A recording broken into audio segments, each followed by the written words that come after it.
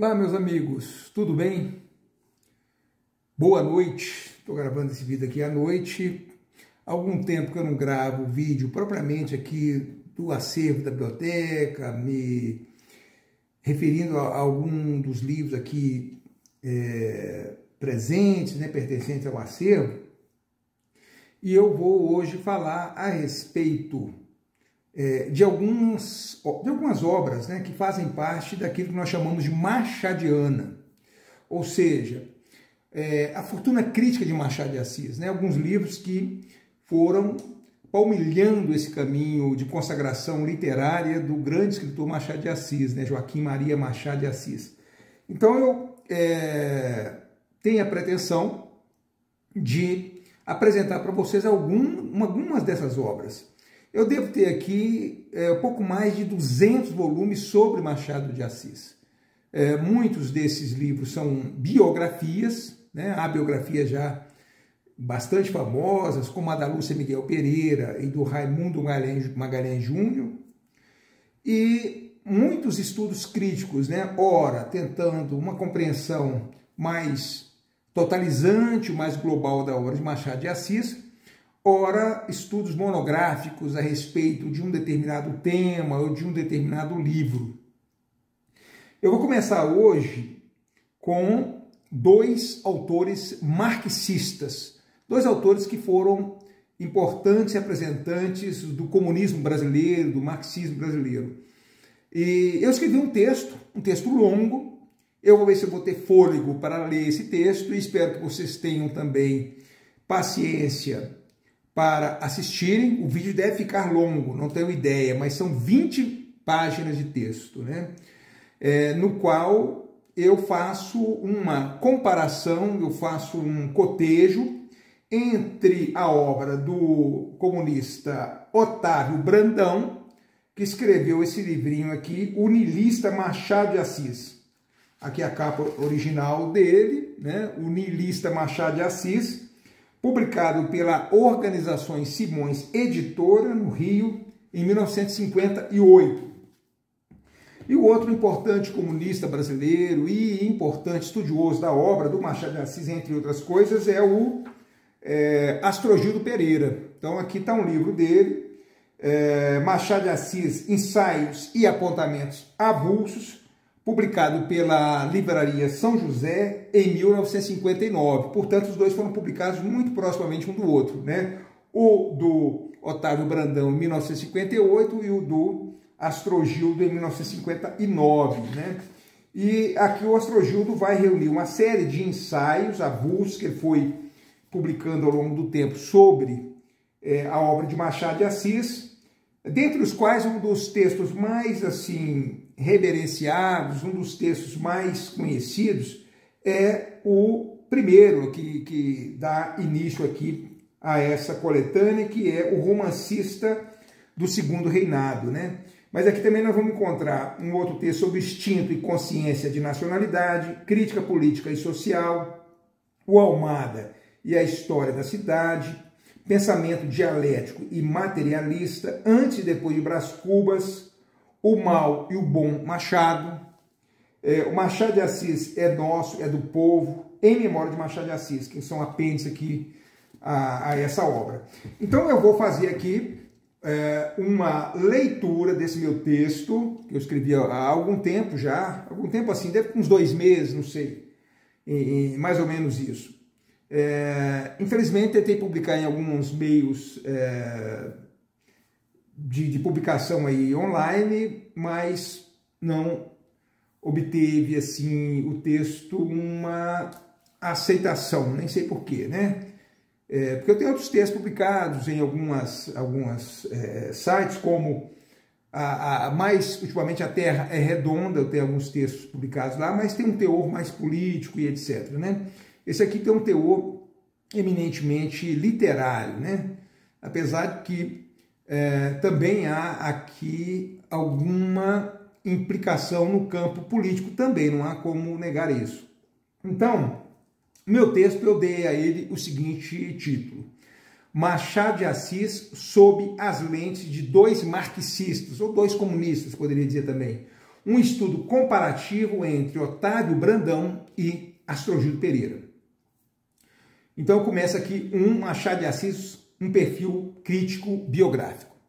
Joaquim Maria Machado de Assis, nascido em 1839 e morto em 1908, consolidou-se como uma figura central da literatura brasileira, mas sua trajetória muitas vezes é interpretada por meio de leituras que enfatizam excessivamente os obstáculos que teria enfrentado.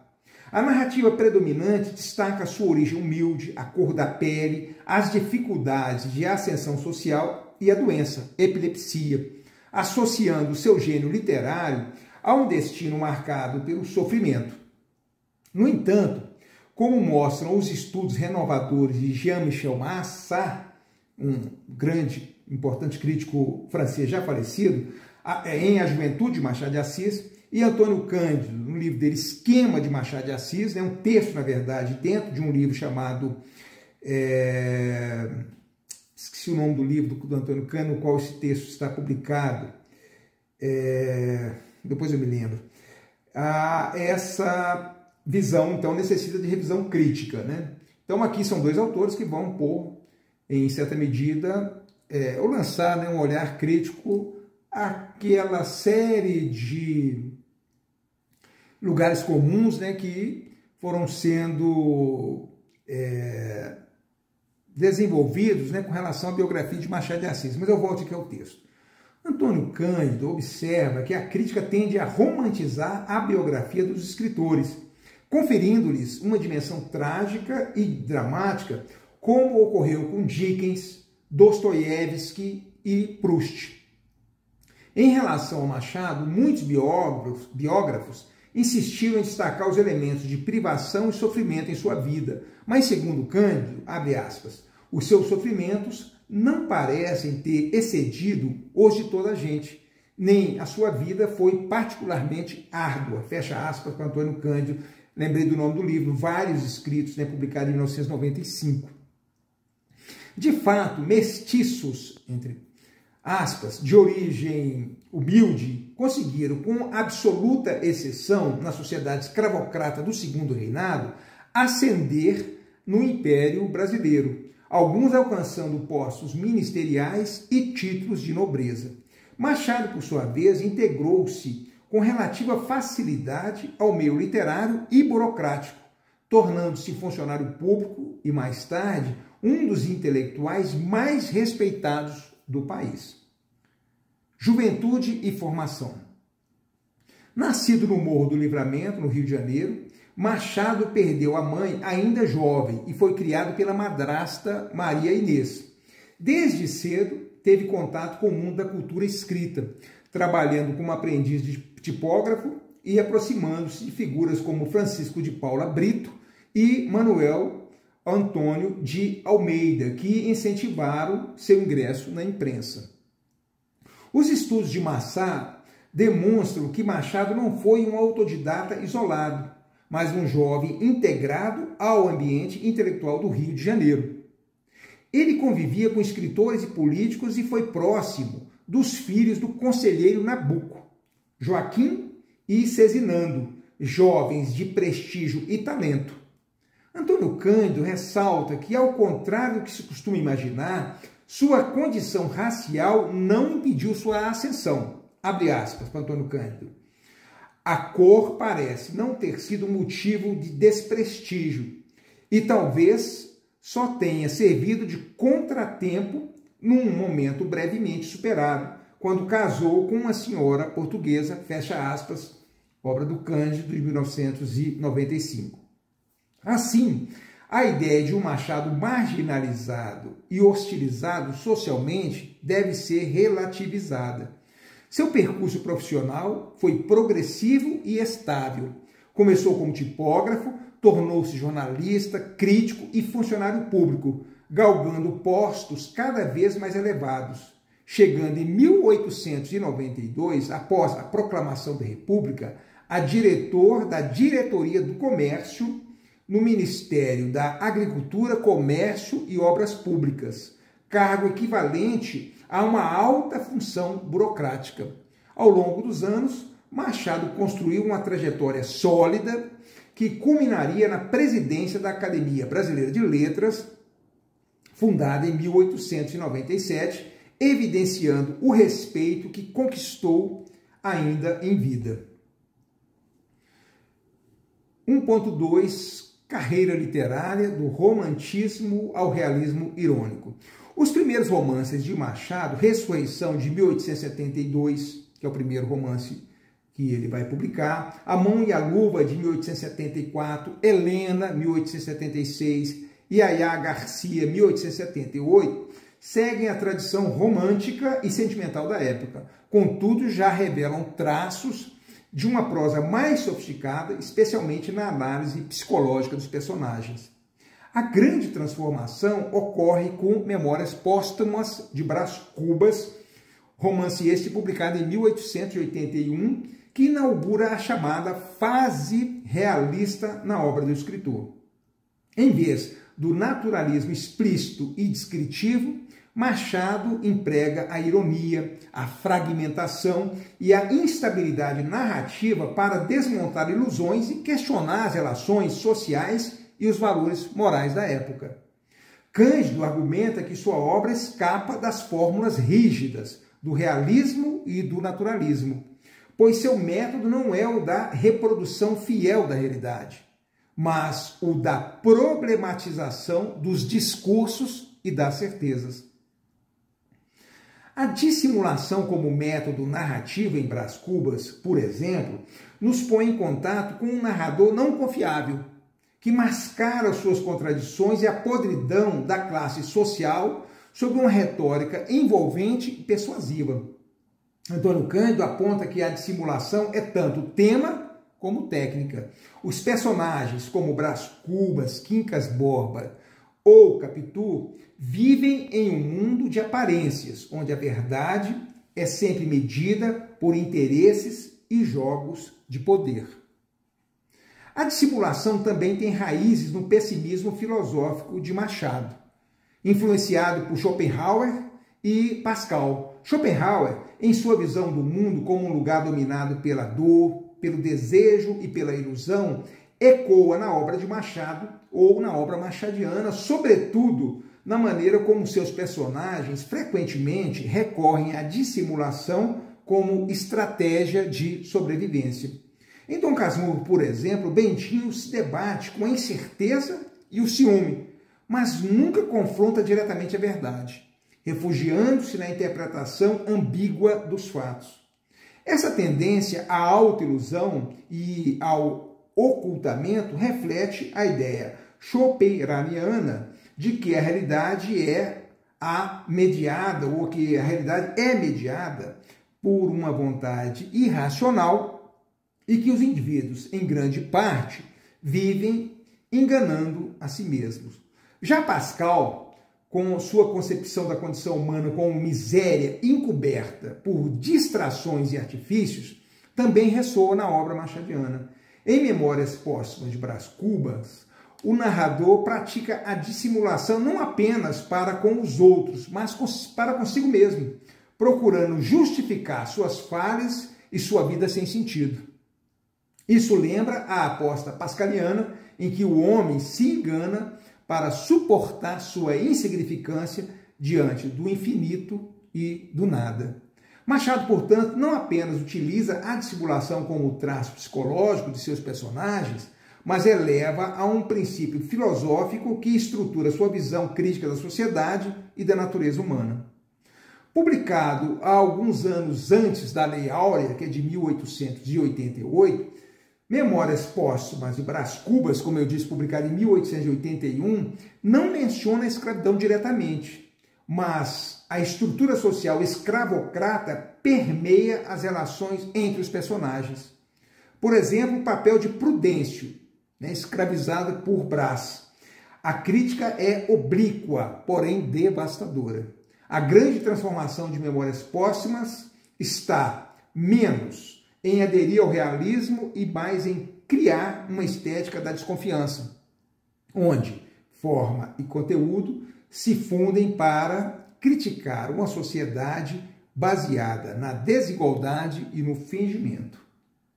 Esse estilo se aprofunda em Quincas Borba, 10 anos depois, 1891, a publicação.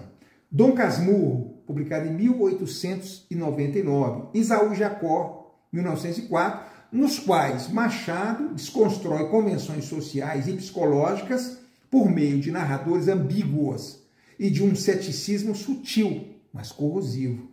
Essa abordagem singular fez com que sua obra gerasse múltiplas leituras, indo da análise psicológica à crítica social e filosófica.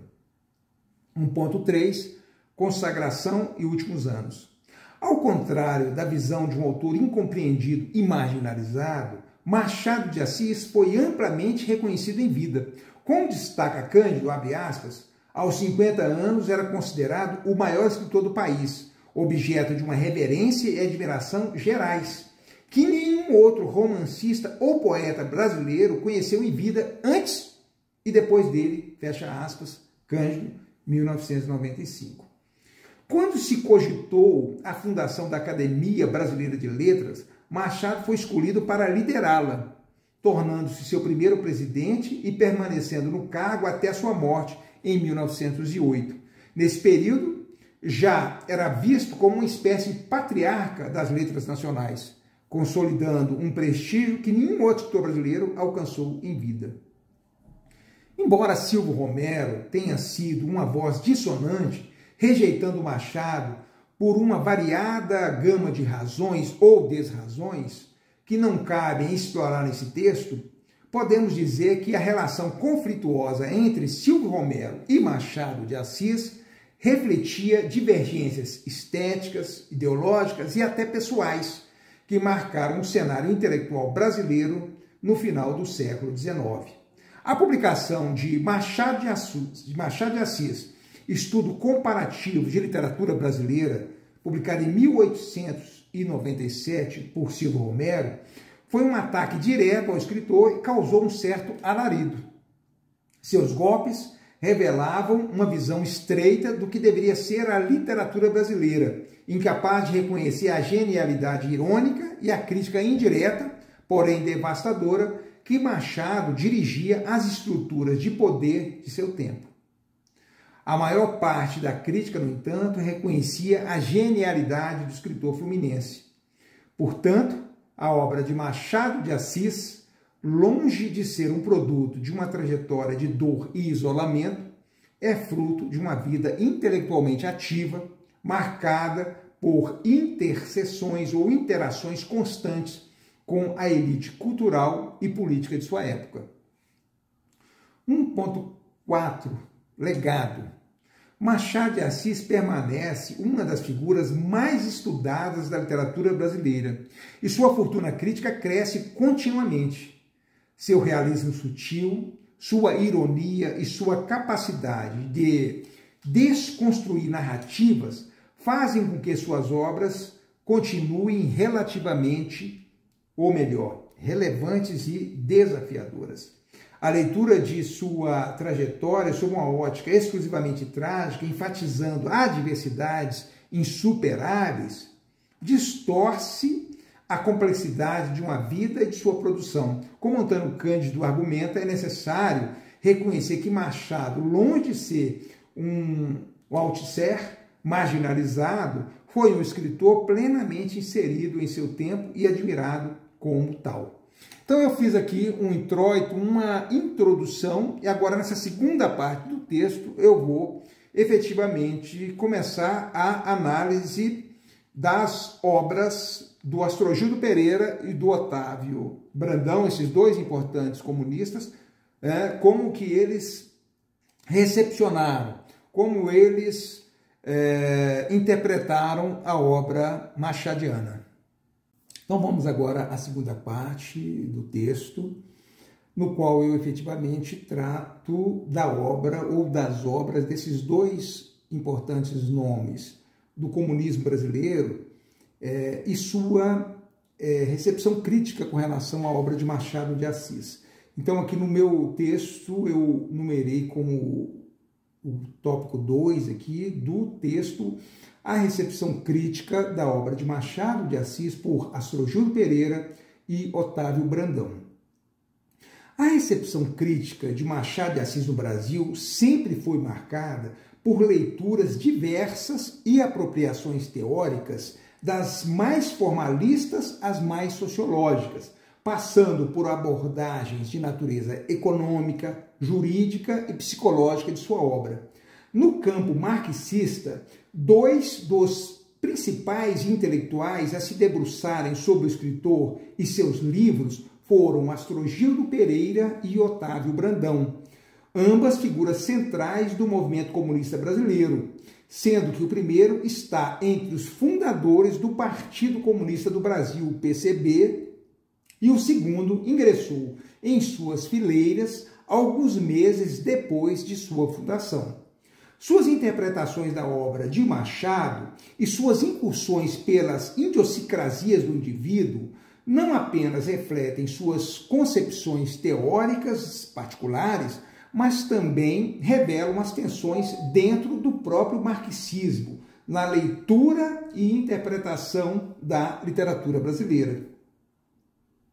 Esse artigo propõe um paralelo entre as respectivas visões desses dois importantes intelectuais marxistas, tendo como foco as obras Machado de Assis, Ensaios e Apontamentos Avulsos, de Astrogildo Pereira, livro publicado em 1959 pela festejada Livraria São José, do Rio de Janeiro, e o niilista Machado de Assis, de Otávio Brandão, publicado em 1958 pela editora Organizações Simões, também do Rio de Janeiro, destacando suas convergências mais parcimoniosas e suas divergências mais copiosas no tratamento da obra machadiana.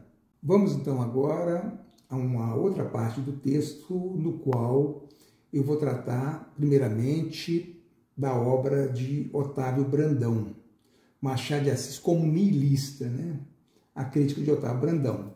Vou tecer um pequeno agora perfil biográfico de Otávio Brandão. Otávio Brandão nasceu na cidade de Vistosa, no interior do estado de Alagoas, no dia 12 de setembro de 1896 e morreu na cidade do Rio de Janeiro em 15 de março de 1980. Foi um intelectual marxista, escritor e militante comunista brasileiro, cuja trajetória atravessou algumas das principais transformações políticas e sociais do Brasil no século XX. Destacou-se como um dos primeiros teóricos marxistas do país e desempenhou um papel fundamental na formação do Partido Comunista Brasileiro, PCB. Sua obra combina análise social, política e cultural, revelando uma preocupação em interpretar o Brasil à luz do materialismo histórico e dialético. Otávio Brandão cresceu em Alagoas, onde teve contato precoce com as desigualdades sociais existentes à sua época e que persistem ainda hoje, algo que marcaria profundamente sua trajetória intelectual e política. Após se mudar para o Rio de Janeiro, começou a atuar como jornalista e escritor, aproximando-se de movimentos de esquerda e de um pensamento socialista mais tarde, que se converteria num marxismo-leninismo. Nos anos 1910, ele foi influenciado por ideias anarquistas, que predominavam entre os trabalhadores urbanos e intelectuais revolucionários da época. No entanto, com a Revolução Russa de 1917, Brandão passou a adotar uma perspectiva mais próxima do marxismo-leninismo, tornando-se um dos primeiros intelectuais brasileiros a sistematizar essas ideias no Brasil.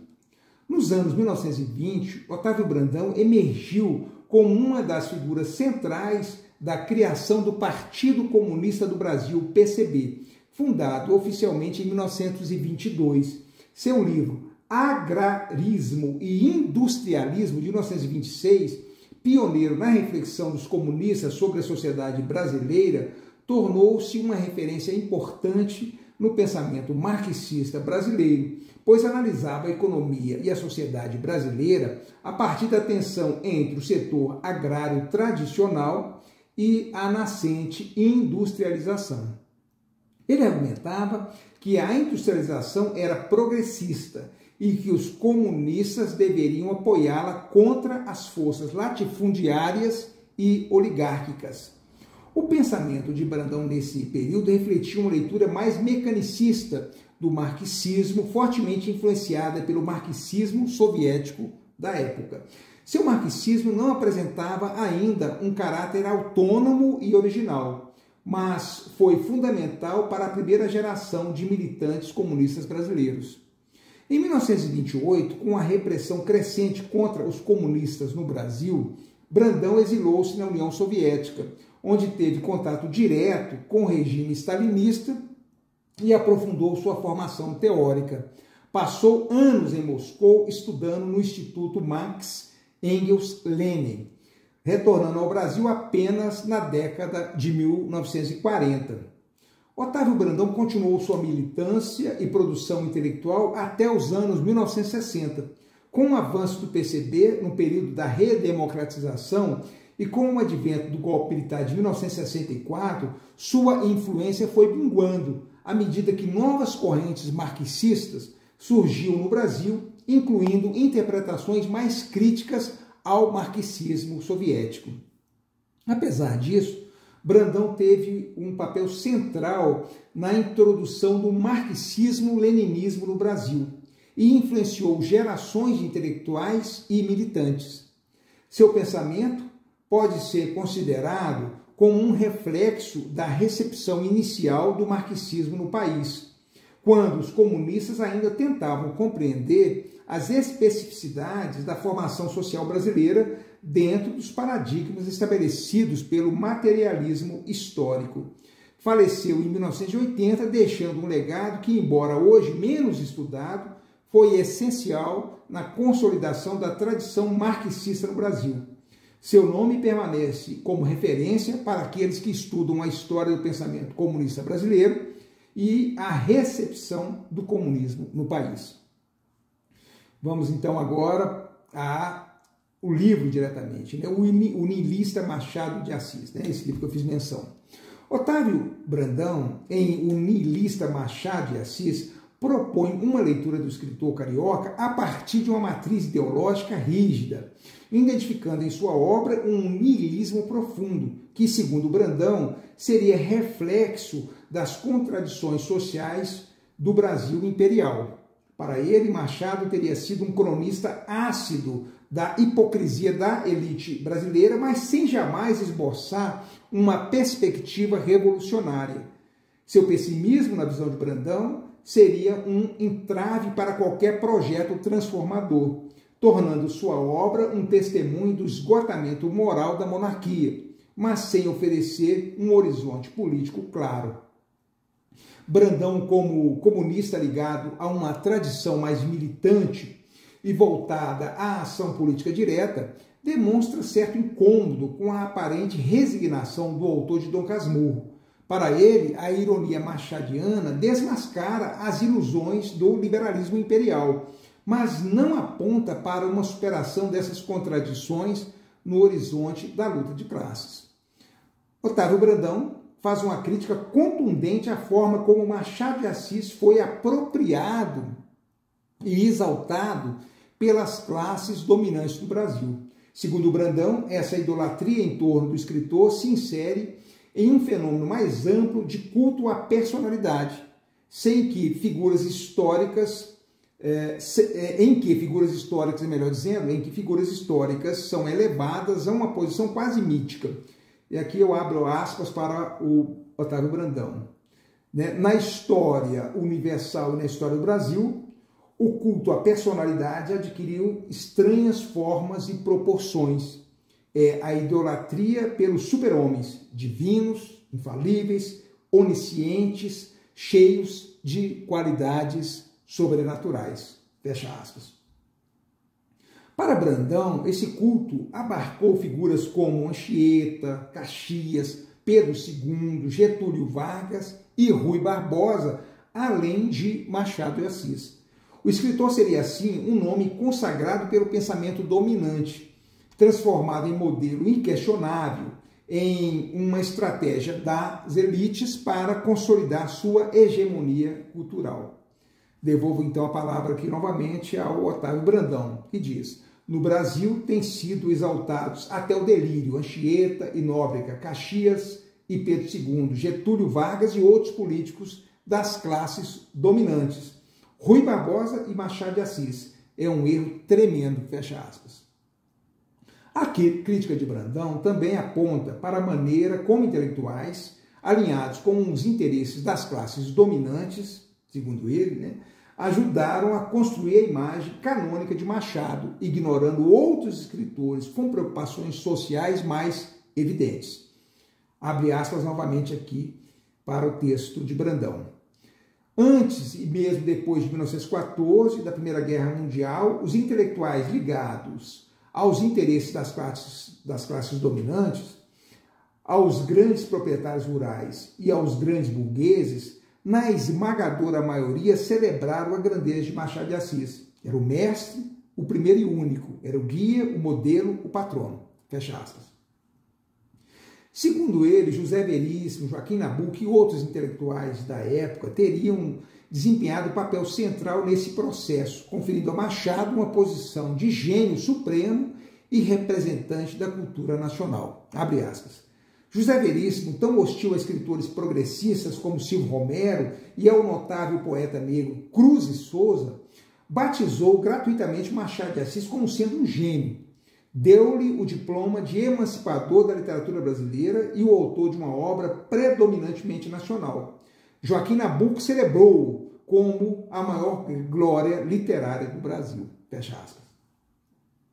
Além disso, Brandão critica a tentativa de atribuir a Machado de Assis uma herança clássica europeia, especificamente grega, como forma de afastá-lo de qualquer conexão com a realidade social brasileira e particularmente com suas origens mestiças. Abre aspas novamente para Otávio Brandão.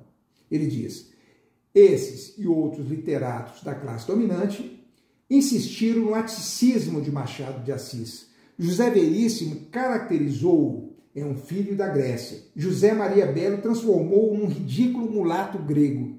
Lindolfo Xavier apresentou-o como o representante da Hélade no Brasil, espécie de cônsul honorário. Fecha aspas.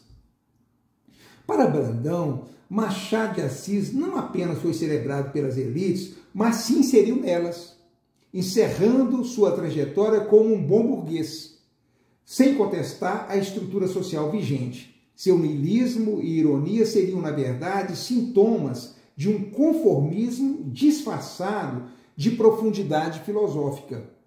Essa leitura, no entanto, foi posteriormente contestada por outros críticos marxistas, a exemplo de Robert Schwartz, que enxergaram na obra machadiana elementos sutis de crítica social.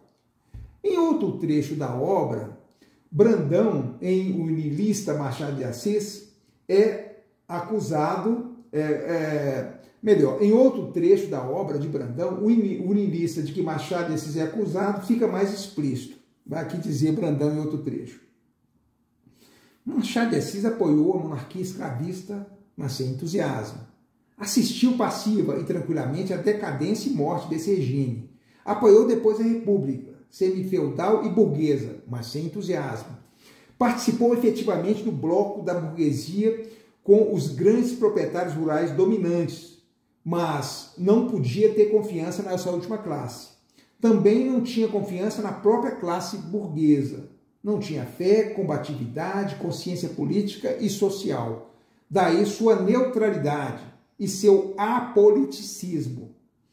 Daí suas oscilações, vacilações e contradições.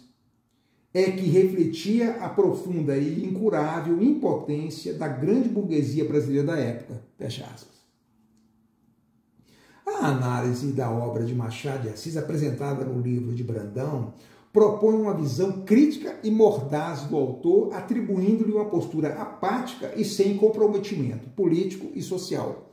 Contudo, ao confrontarmos essa leitura, podemos argumentar que essa interpretação carece de uma compreensão mais profunda do contexto histórico e literário no qual Machado se insere, além de subestimar a complexidade de sua obra e de sua postura. Primeiramente, é preciso considerar o papel de Machado de Assis dentro da sociedade brasileira do século XIX, especialmente no contexto da transição de uma monarquia escravista para uma república recém-instaurada. A alegação de que ele apoiou a monarquia e a república sem entusiasmo pode ser vista como uma simplificação que não leva em conta a crítica implícita e explícita que o autor, nesse caso Machado de Assis, faz a ambos os regimes. Sua obra, ao contrário do que a análise de Brandão sugere, não é marcada pela passividade, mas pela reflexão irônica e crítica sobre a realidade social e política brasileira. Machado, com sua escrita, expõe as contradições e as falhas dos sistemas políticos, sem a necessidade de se alinhar como um militante, como deseja Brandão, a uma causa ou a um partido político específico. Esse distanciamento poderia ser interpretado não como uma falta de engajamento, mas como uma forma de questionamento, de posicionamento diante da fragilidade e da hipocrisia das instituições. As acusações, ou melhor, a acusação de que Machado de Assis não tinha fé, combatividade, consciência política e social, desconsidera o alcance sutil de sua obra. Se ele não se alinha diretamente a uma ideologia ou movimento, isso não pode ser visto como uma falta de postura, mas como um modo sofisticado de engajamento. Sua ironia em romances como Memórias Póstumas de Brás Cubas e Dom Casmurro, e em encontros como o caso da Bara, o pai contra a mãe, revela um olhar agudo sobre a corrupção moral e social de seu tempo, inclusive na denúncia sutil e ao mesmo tempo explícita à escravidão, principalmente nos contos mencionados, refletindo sobre os dilemas da identidade nacional e da imutabilidade das estruturas de poder.